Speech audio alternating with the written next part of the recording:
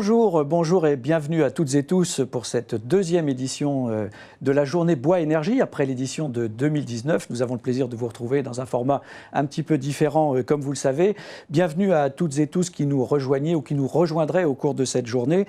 Vous êtes, pour information, plus de 850 inscrits à cette journée. Nous vous en remercions et nous accueillerons au fur et à mesure, j'imagine, certains parmi vous qui nous rejoindront pour tout ou partie de cette journée. Alors, je suis Jean-Charles Catteau. J'aurai le plaisir de vous accompagner tout au long de nos échanges, de nos débats, dont je serai l'animateur ou plutôt le facilitateur des échanges, non seulement entre les intervenants eux-mêmes, mais également entre vous et les intervenants, puisque à différents moments, à différents temps, vous aurez l'occasion et la possibilité d'interpeller nos intervenants et de les questionner, et notamment à l'issue de chaque table ronde pour lesquelles nous avons prévu un temps d'échange et de questions-réponses avec nos intervenants. Alors je vous rappelle que cette manifestation est co-organisée par le CIB, par Amorce, la FNCCR, FEDEN, Propellet, le CER, le SFCB, ainsi que l'ADEME, France Bois Forêt et Viaceva, qui en sont les principaux contributeurs financiers, avec de nombreux partenaires qui soutiennent activement ce colloque. Je voudrais vous rappeler juste à ce stade quelques informations logistiques quant à notre programme. Donc nous aurons une succession de différentes tables rondes, dont une table ronde qui sera consacrée aux aspects les plus politiques de notre sujet du jour, avec des intervenants issus du monde parlementaire. Des séquences de questions-réponses à l'issue des tables rondes thématiques, comme je vous le disais il y a un instant. Et pour ce faire, vous aurez la possibilité à tout moment de poser vos questions sur le chat via la plateforme LifeSize qui est mise à votre disposition. Alors, je ferai appel pour ces séquences de questions-réponses à la fin de chaque table ronde à Clarisse Fischer, déléguée générale du CIB, qui sera votre porte-parole en quelque sorte et qui identifiera les questions les plus récurrentes qui seront posées à travers elle à nos intervenants. Enfin, notez que tout au long de cette journée, nous accompagnera également notre dessinateur, Éric Grelet, qui ponctuera nos échanges, qui illustrera nos débats avec ses dessins. Alors, je vous rappelle le thème de cette journée qui nous rassemble, c'est « Changer d'échelle pour réussir la transition énergétique ». Nous aurons donc 5 tables rondes tout au long de cette journée, dont 4 tables rondes thématiques, plus techniques en quelque sorte, et des interventions d'experts, de scientifiques, des retours de témoignages, des retours d'expérience et des témoignages d'élus de terrain dans les territoires notamment. Pourquoi faut-il changer d'échelle et comment? C'est la première question que nous allons nous poser. Pourquoi la neutralité carbone ne pourrait-elle se faire ou ne pourrait-elle être atteinte sans le bois énergie? Pour nous préciser ces enjeux et les défis qui se présentent pour le bois énergie, je vais donc inviter 3 personnalités qui vous accueilleront d'une certaine manière à travers leurs interventions pour intervenir successivement. À commencer par M. Arnaud Leroy, qui est président de l'ADEME, l'Agence de la transition écologique, qui est avec nous à distance, avec Jean-Louis Bal, que nous voyons apparaître à l'écran, président du syndicat des énergies renouvelables. Et enfin, Mathieu Fleury, qui est présent avec moi ici en studio, président du CIB, Comité interprofessionnel du bois énergie. Merci Mathieu Fleury pour votre présence. Je voudrais préciser que nous avons pris la liberté de tomber le masque le temps de faire les présentations, mais évidemment, pour les raisons que vous connaissez, le port du masque sera de rigueur pour la suite de notre programme. Alors, pour commencer, je vais donc inviter Arnaud Leroy à s'exprimer. Monsieur Leroy, vous êtes avec nous. Est-ce que vous nous entendez ? Bonjour à toutes et tous, oui, je vous entends très bien. Bonjour Arnaud Leroy. Merci pour votre présence également parmi nous ce matin. Je vais vous laisser bien sûr exprimer les principaux messages que vous avez préparés à notre attention pour évidemment peut-être préciser la place de l'ADEME, la place que l'ADEME accorde au bois énergie, évidemment, qui va nous intéresser au premier chef. Merci beaucoup. Écoutez, je pense que votre journée et le titre de cette journée est des plus appropriés parce que le message que je suis venu vous délivrer ce matin, c'est que nous avons un problème de rythme sur lequel je reviendrai. Nous avons une opportunité massive avec le bois énergie qu'il ne faut pas du tout minorer et donc louper la cible. Simplement quelques chiffres. En France, on a une tendance un peu exagérée à batailler quand on parle d'énergie sur l'électricité, vous savez, avec notre fameux mix déjà décarboné. Sauf que l'électricité, c'est un peu moins c'est pas du tout l'énergie la plus utilisée dans notre pays. On parle de chaleur, beaucoup, 50% de l'énergie utilisée dans le pays, c'est de la chaleur. Et parmi cette possibilité offerte par la chaleur, on a une place prépondérante pour la biomasse. En tout cas, c'est comme ça qu'on voit les choses. On a aussi, et je pense que c'est tendance d'en parler, la possibilité de parler, grâce à la biomasse, de relocalisation, ce qui n'est pas le cas quand on parle de chaleur, qui est quand même fortement fournie par du fioul ou du gaz, de ces énergies qui nous viennent de pays plus ou moins amis. Donc ça, c'est un sujet. On parle déjà aussi d'emploi quand on parle de biomasse énergie et de bois énergie, avec une part déjà significative, hein. Donc, on parle de 15 000 emplois aujourd'hui, à date, pour le bois énergie, ce qui représente, pour vous donner un chiffre, 20% des emplois des ENR. Donc, c'est quand même quelque chose d'assez conséquent et il faut qu'on puisse aller de l'avant sur ce sujet-là. Donc, pour nous, c'est un levier extrêmement important, la biomasse énergie et le bois énergie en l'occurrence, pour qu'on arrive à des choses très intéressantes.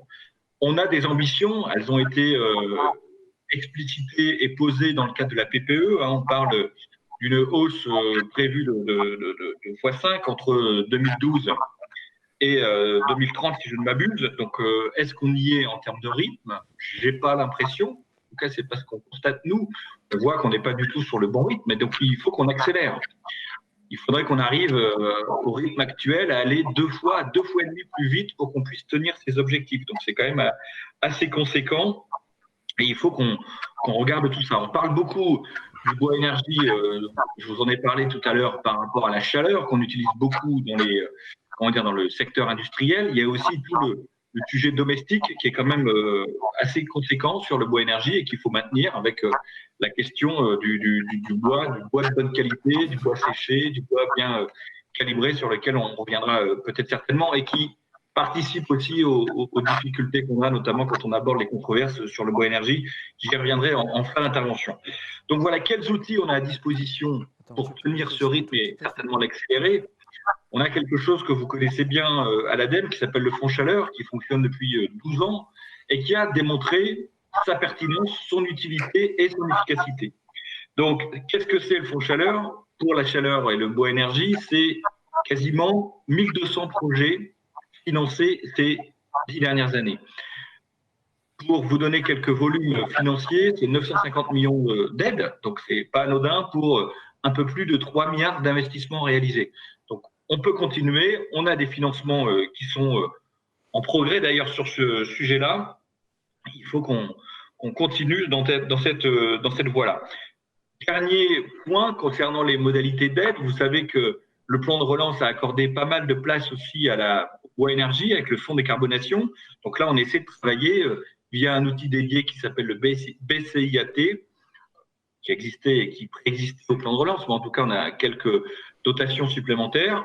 On a continué et là, par exemple, sur cette année, on est en capacité d'annoncer 38 projets industriels aidés pour un montant d'aide qui avoisine les 400 millions d'euros.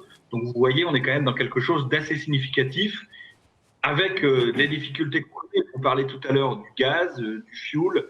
Donc le gaz, on a en face de nous une énergie qui reste très bon marché, avec laquelle la concurrence est compliquée. Donc au-delà des aides en subvention, on a pour la première fois la possibilité de venir en aide aussi dans ce qu'on appelle l'OPEX, donc pour compenser le coût opérationnel plus cher des centrales biomasse. Donc voilà, donc ça c'est des dispositifs qui sont en place, demandent qu'à être utilisés, donc n'hésitez pas.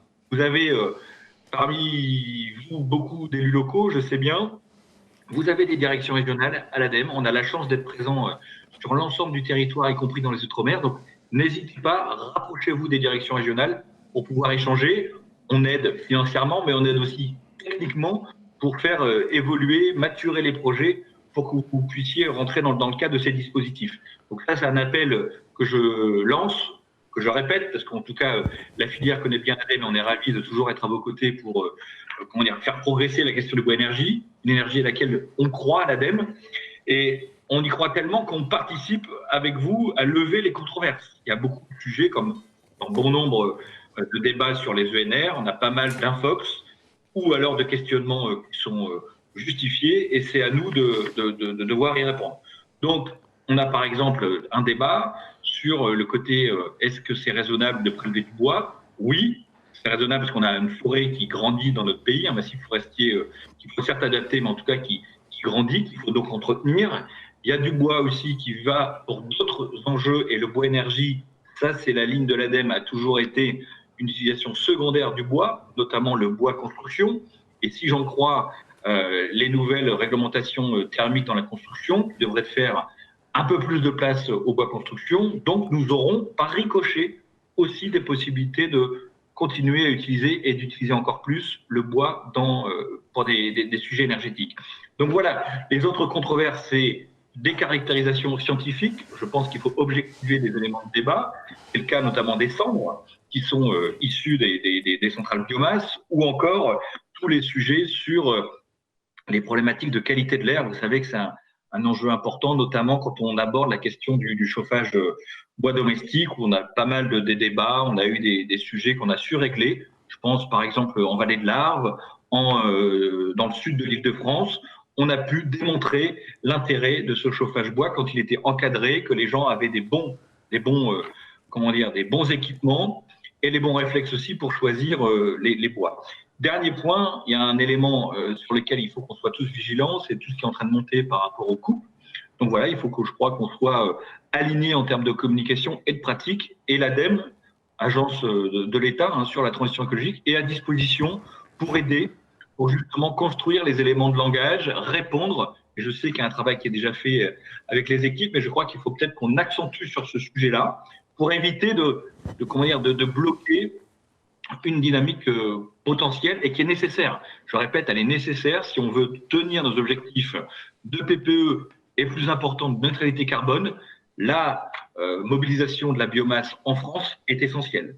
Donc, si on veut réussir notre transition énergétique, pas de réussite sans mobilisation réussie du bois énergie. Voilà ce que je voulais vous dire ce matin. Merci. Merci à vous, merci Arnaud Leroy pour ces propos introductifs, ces rappels et ces précisions qui iront droit aux oreilles déjà des principaux acteurs intéressés auxquels vous avez pu faire allusion. Sans transition, Mathieu Fleury, encore une fois, merci pour votre présence dans ce studio. Pour peut-être faire le point, c'est l'occasion rêvée de faire un point d'étape pour commencer avec vous sur l'état des lieux depuis 2019, depuis la première édition de cette journée Bois Énergie.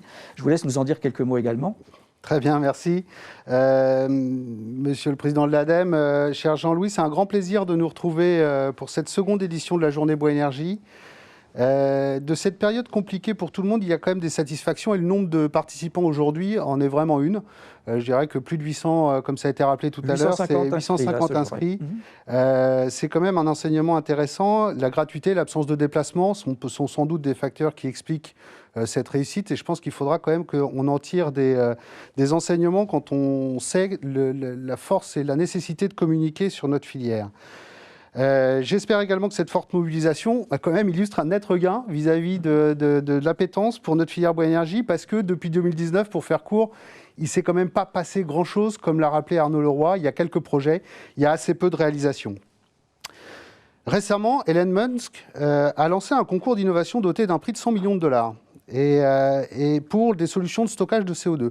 Et j'ai discuté avec l'un d'entre vous et il m'a dit « mais moi j'ai la solution plantons des forêts ». Et c'est vrai, on n'a pas inventé beaucoup mieux aujourd'hui comme capacité de stockage de carbone. J'en profite ici pour remercier l'État. J'aurais vivement aimé la remercier de vive voix, notre ministre. Malheureusement, elle a décliné notre invitation au dernier moment. Mais son plan d'investissement d'avenir de 150 millions d'euros dans le reboisement est le bienvenu. Comment aujourd'hui peut-on se loger, s'équiper en mobilier, se chauffer, lire nos notes tout en stockant du carbone et en luttant contre le réchauffement climatique? La réponse, elle est simple et vous l'avez déjà deviné, c'est grâce au bois. Aujourd'hui, on va parler plus spécifiquement de bois énergie, mais au final, c'est bien la globalité de la filière qu'il est nécessaire d'appréhender, de comprendre et de mettre en avant. On ne plante pas d'arbres pour faire de l'énergie, ça c'est important. L'efficacité environnementale et économique d'une telle approche n'est pas satisfaisante.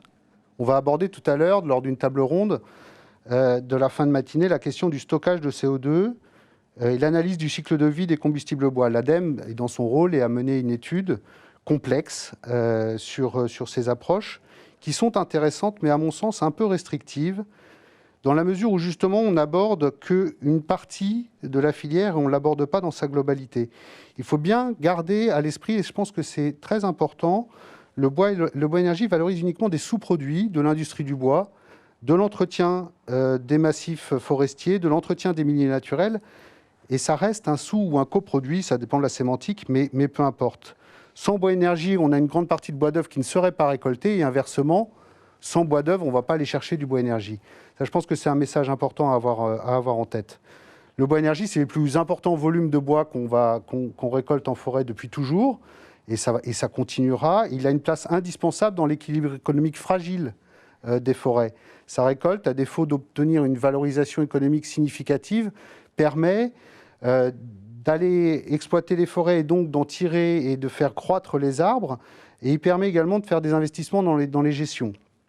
Ça permet également, en cas de problématiques sanitaires, on en a l'exemple en ce moment dans les forêts de l'Est de l'Europe, et ça vient dans l'Est de la France, avec les scolites, avec les problèmes de sécheresse. On a, touchons du bois, et heureusement il y en a sur le plateau, je pense que ce n'est pas complètement anodin, des tempêtes, on en a pour le moment, on n'en a plus depuis un petit moment. Statistiquement, c'est quelque chose qui risque de nous arriver. Donc le bois énergie est une partie de la solution pour répondre à ces enjeux-là. On a également des changements quand même dans la façon d'aborder cette filière et des évolutions assez fortes sur les pratiques d'utilisation du bois. Le bois énergie domestique, on est de plus en plus face à une population qui attend des produits prêts à l'emploi, des combustibles prêts à l'emploi, que ce soit des granulés de bois ou que ce soit du bois bûche.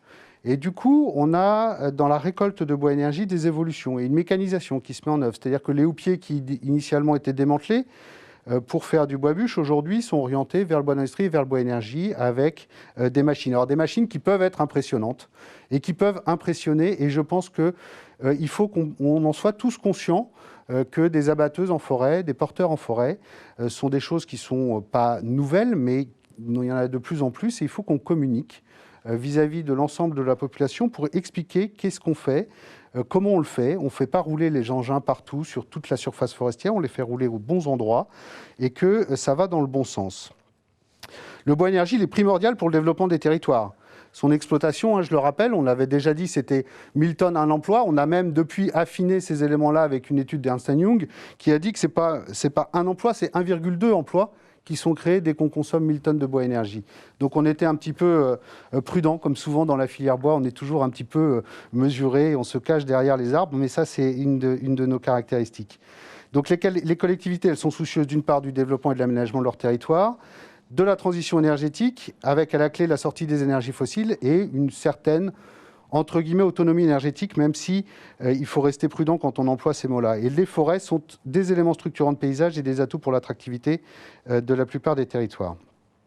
Donc on voit bien qu'on a un grand nombre d'atouts, on crée des emplois qui sont non délocalisables, on substitue des énergies fossiles et donc on évite d'émettre des gaz à effet de serre. Grosso modo, si on cumule tout ça, c'est environ 1,3 milliard d'euros qui sont réinjectés chaque année sur le territoire. Comme Arnaud Leroy l'a dit tout à l'heure, il faut multiplier par 2, voire 2,5 ce qu'on a aujourd'hui. Donc ça veut dire que si on multiplie par 2 les 1,3, on voit vite qu'on va arriver vers les 2,6 à 3 milliards d'euros qui vont être réinjectés chaque année au bénéfice de chacun d'entre nous et de l'aménagement du territoire. Pour ça, c'est très important d'éviter de raisonner en silo. Et ça, on a cette caractéristique quand même, et notamment dans notre administration, de raisonner beaucoup en silo.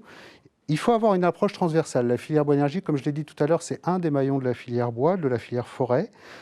Et ça, je trouve que ça manque aujourd'hui. C'était une de nos demandes que là aussi j'aurais bien aimé formuler de vive voix à Madame Pompili. C'est la mise en place d'un groupe de travail bois énergie. On l'avait quasiment acquis il y a 2 ans. Puisque Olivier David nous l'avait annoncé. C'est toujours dans les tuyaux, en quelque sorte. Eh bien, j'espère. En tout cas, on a relancé à plusieurs reprises. Et pour le moment, on n'a pas cette mise en place de ce groupe de travail-là. Et c'est dommage parce qu'on a plusieurs sujets qui méritent des arbitrages et des arbitrages qui doivent être discutés au niveau du ministre. C'est-à-dire que les cendres en sont un exemple. Aujourd'hui, on nous a dit que ça doit être un engrais. Finalement, les teneurs en NPK ne sont pas suffisamment souvent respectées. Donc voilà. Donc, on va se retrouver dans la logique déchets. Et du coup, on est en contradiction avec la loi de transition économique pour la croissance verte qui dit qu'il faut arrêter d'enfouir des déchets. et on a un potentiel de substitution aux engrais du commerce.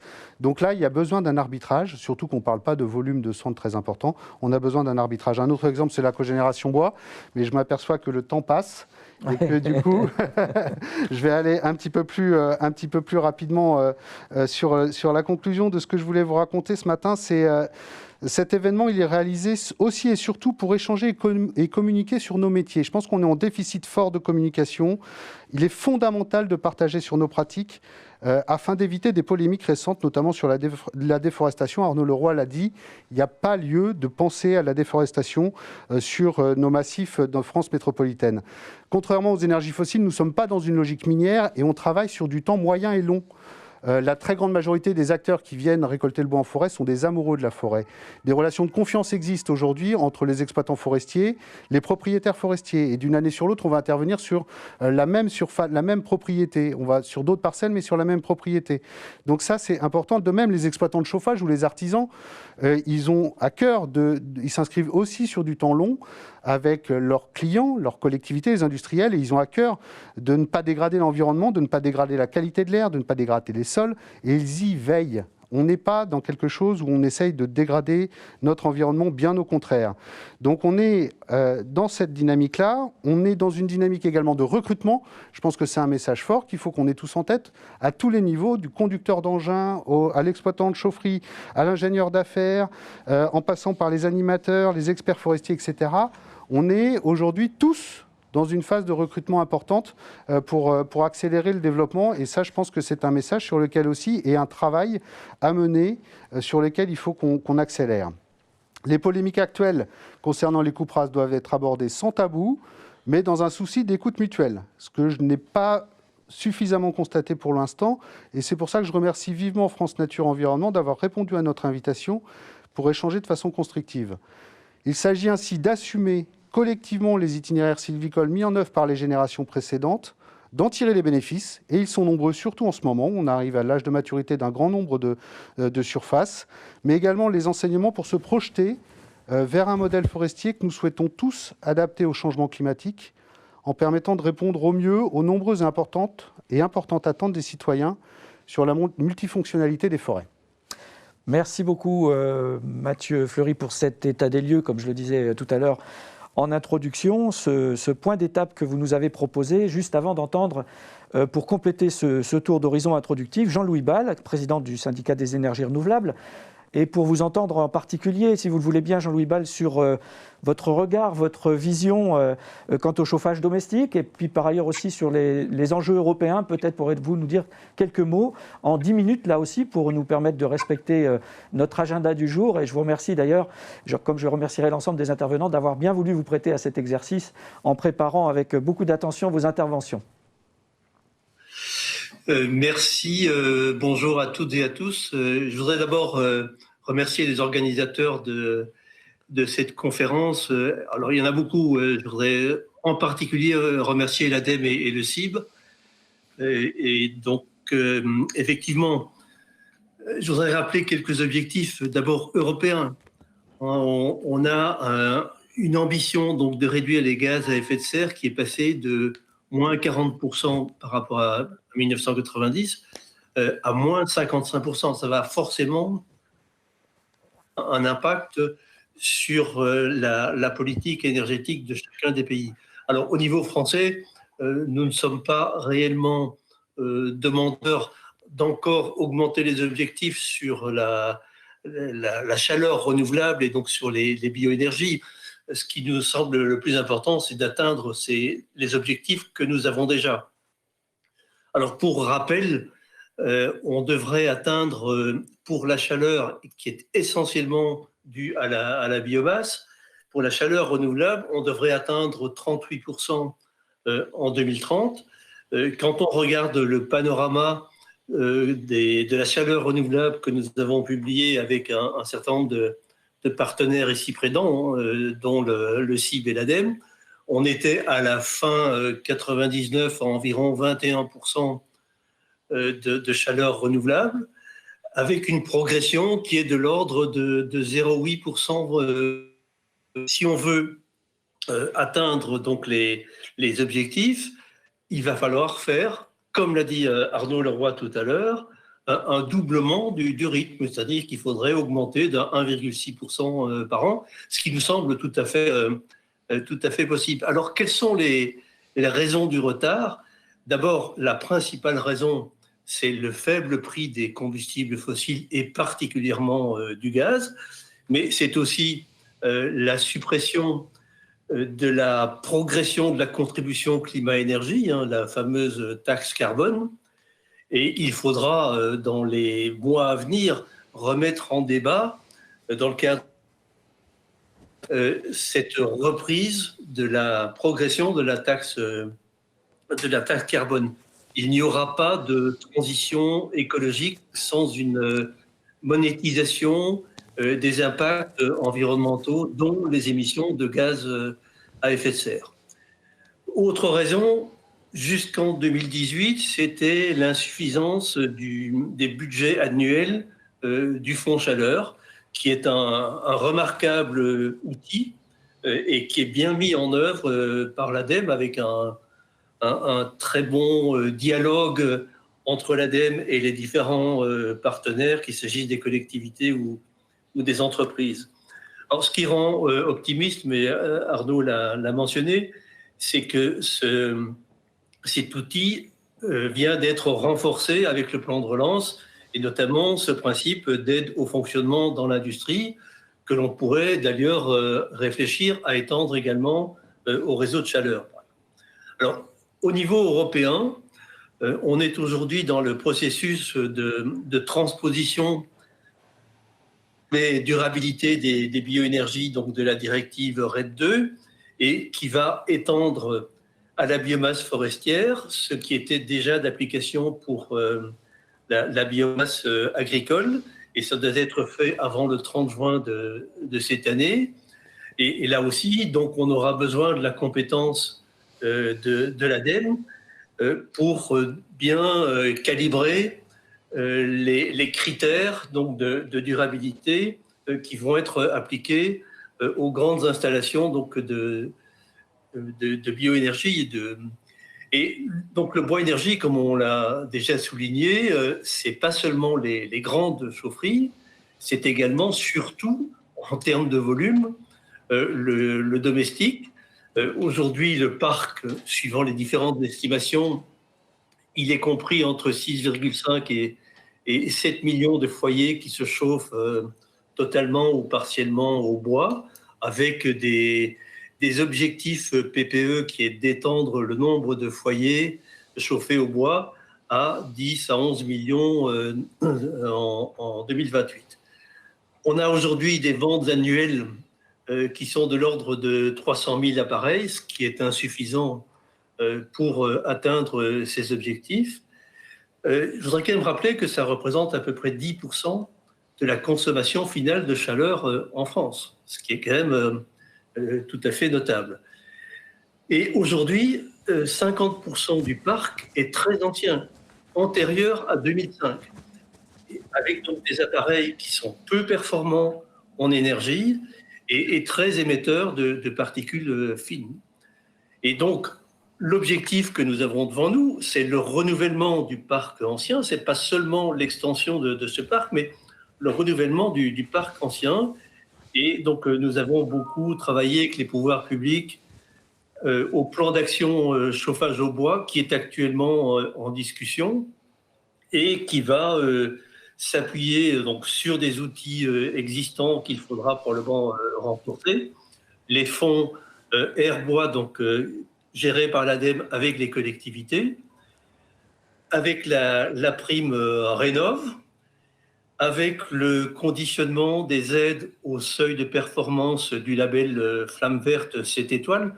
Le label Flamme Verte, je voudrais encore une fois souligner que c'est issu d'un partenariat entre les professionnels que je représente et l'ADEME, qui était à l'origine de la mise en place de ce label, donc dans une démarche très progressive d'augmentation des performances. Autre facteur de réduction des émissions et d'amélioration de la production énergétique, c'est l'utilisation de bois de qualité. Et là aussi, il y a un travail à faire sur la promotion des labels de qualité, notamment de France Bois Bûche. Et finalement, un autre point important de ce plan d'action, c'est la communication. La communication sur les bonnes pratiques et sur l'accès aux aides financières qui sont aujourd'hui assez mal connues. Donc voilà le point que je pouvais faire sur le domestique, sur lequel donc, nous fondons beaucoup d'espoir. Tout ce qui vient d'être dit ce matin, vous pourrez le retrouver dans une publication récente du syndicat des énergies renouvelables et de France Bois-Forêt, qui est un question-réponse sur le bois énergie, que vous pouvez télécharger sur le site du syndicat, mais aussi sur le site de la conférence. Clarisse Fischer va nous le confirmer. Et dans cette publication sont abordés la plupart des thèmes qui ont été mentionnés donc, par Arnaud et par Mathieu Fleury. Vous y retrouverez donc les questions d'extension de la forêt, de l'impact de la biodiversité, le bilan carbone, le niveau d'activité économique, le nombre d'emplois dans le secteur, qui est tout à fait notable, 53 000 emplois actuellement, et encore probablement beaucoup plus si on atteint les objectifs de la PPE. Voilà ce que je voulais vous dire en introduction de cette journée. Et donc, merci à mes co-interlocuteurs Arnaud et Mathieu. Et à l'animateur Jean-Charles Cateau. Merci Jean-Louis Bal, merci pour ces propos complémentaires. Et merci d'avoir signalé également l'existence de ce document, effectivement, qui sera en parfaite cohérence avec tout ce qui sera dit aujourd'hui, qui sera un document de référence à l'issue de cette journée, très probablement. Je vais vous proposer de nous retrouver pour d'autres intervenants à 10h10 précise, mais avant cela, je vous propose de rester avec nous pour un premier intermède comme ceux qui vous seront proposés tout au long de cette journée pour donner quelques respirations à nos échanges et à nos débats. Nous savons toute la difficulté qui consiste à rester devant un écran toute une journée pour certains d'entre vous. Et pour ce faire, Clarisse Fischer va vous proposer un premier quiz. Les quiz qui vous seront proposés tout au long de cette journée seront en lien de près ou de loin avec les différentes thématiques que nous aborderons ensemble. Donc je passe la parole à Clarisse pour vous présenter ce quiz et je vous retrouve à 10h10 précise pour vous présenter les intervenants suivants, notamment les parlementaires en particulier qui vont nous rejoindre et qui vont pouvoir s'expliquer sur les aspects politiques concernant notre sujet d'aujourd'hui. Oui, bonjour Jean-Charles, bonjour à tous. Merci pour cette intervention. Je confirme en fait la présence de nombreux documents qui sont téléchargeables sur la plateforme que vous avez en face de vous. Pour ce premier intermède, je vous propose un premier quiz, donc 2 questions en lien avec la place de la France au niveau de l'Union européenne. La première question va se porter sur la forêt. La forêt couvre au niveau de l'Union européenne 40% de la surface de l'Union européenne. Et la question que je vous pose est celle-ci sur l'importance de la forêt française. Selon vous, où se situe la France en termes de stock de bois, c'est-à-dire de volume de bois sur pied? Première réponse qui va s'afficher. Voilà, première réponse au 3e rang. Deuxième réponse au 7e rang et troisième réponse au 13e rang. Voilà, c'est important à la fois en surface et au stock sur pied qui va témoigner de l'importance de cette forêt. Donc je vous laisse les 30 secondes pour pouvoir répondre à ce quiz sur la plateforme d'interaction et de connexion. Voilà. Et vous êtes 100%, 96%. Voilà, ça se rééquilibre. On va peut-être arrêter là. Donc vous êtes en grande majorité, donc à savoir, donc très bien, donc on va passer au résultat, si vous voulez bien. Donc la forêt française se situe bien au 3e rang en termes de volume de bois sur pied, mais au 4e rang en termes de surface totale, derrière la Suède, la Finlande et l'Espagne. Donc un rôle très important de la forêt, plus d'un tiers de la surface en France. Je pose la deuxième question. Donc cette fois-ci, ça va être un lien avec la production d'énergie et la place qu'elle occupe au niveau de l'Europe et et la part de la France sur cette production d'énergie, sachant que bien sûr le bois énergie est aussi la première énergie renouvelable pour l'Union européenne. Donc cette deuxième question va porter sur la contribution de la France à cette production d'énergie. Donc la question est la suivante. Selon vous, comment se situe la France en termes de consommation de chaleur à partir de bois, de bois énergie? Et donc on vous propose 3 réponses. La première au 7e rang, la deuxième au 2e rang et la troisième au 15e rang. Donc on va pouvoir suivre effectivement, on vous laisse les 30 secondes de réponse pour ce premier quiz, qui sera le dernier, et pouvoir partager ensemble les premiers résultats. Est-ce que vous ferez aussi bien? Non, les réponses sont plus partagées sur ce premier quiz. Voilà, vous voyez. Et voilà, et donc on va peut-être arrêter là en termes de nombre. Et donc je vous apporte les réponses. Donc la réponse est plutôt fausse en majorité, puisque la France est bien le 2e pays de l'Union européenne en termes de production de chaleur à partir de bois.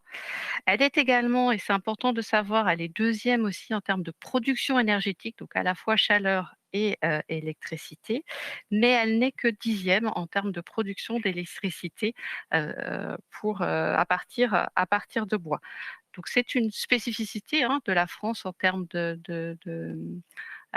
parmi les pays européens, que d'avoir fait le choix très rapidement de s'orienter vers une production principalement de chaleur à partir de bois. Voilà une des spécificités françaises.